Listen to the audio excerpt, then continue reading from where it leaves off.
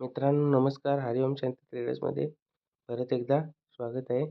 आज मार्केटचं जर ॲनालिसिस करायला गेलं तर निफ्टी मायनसमध्ये क्लोजिंग आहे. Bank Nifty, pin Nifty, mid cap आणि बँकिंग प्लसमध्ये निफ्टी नेक्स्ट वीक आणि सेन्सेक्स पण -27मध्ये क्लोजिंग आहे. आज सेन्सेक्स एक्सपायरी सेन्सेक्सबद्दल ॲनालिसिस 2 मिनिटात सांगतो तुम्हाला. आता सेन्सेक्सचं ॲनालिसिस करायला गेलं 1 डे टाईम फ्रेमला जर तुम्ही 1 आवर टाईम फ्रेमला जर बघितलं तर मार्केट बरेच दिवस झाले साईडवेज आहे. 2 जुलैपासून एवढ्या रेंजमध्येच मार्केट केलेलं आहे. ना वरचा ब्रेकआउट दिला आहे ना ब्रेकडाऊन दिला आहे. इथं येते प्रत्येक वेळी इथनं सपोर्ट घेऊन वर जाते.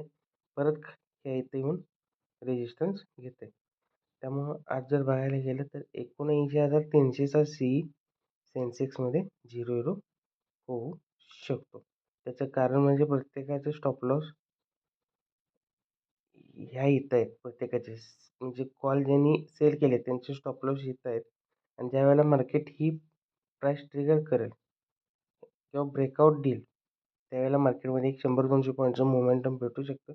त्यावेळेला 80,300चा सी हा 0 होऊ शकतो. खाली जाण्याचे चान्सेस कमी आहेत. एक साईडवेज राहू शकतं मार्केट. त्या मार्केटला अजूनही डिरेक्शन माहीत नाही की वर जायचं आहे का खाली जायचं आहे.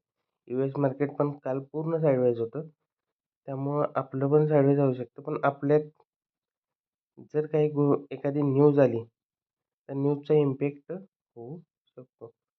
जर आज अदानीच्या स्टॉकमध्ये जर काही गडबड झाली तर मार्केट 100% खाली जाणार आहे.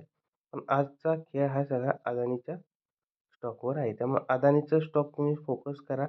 जर अदानीमध्ये काही थोड्याफार प्रमाणात सेलिंग आलं तर मार्केटमध्ये सेलिंगही दिसू शकतं. त्यामुळं अदानी स्टॉकच्या याच्यावरच तुम्ही पोझिशन क्रिएट करा. धन्यवाद.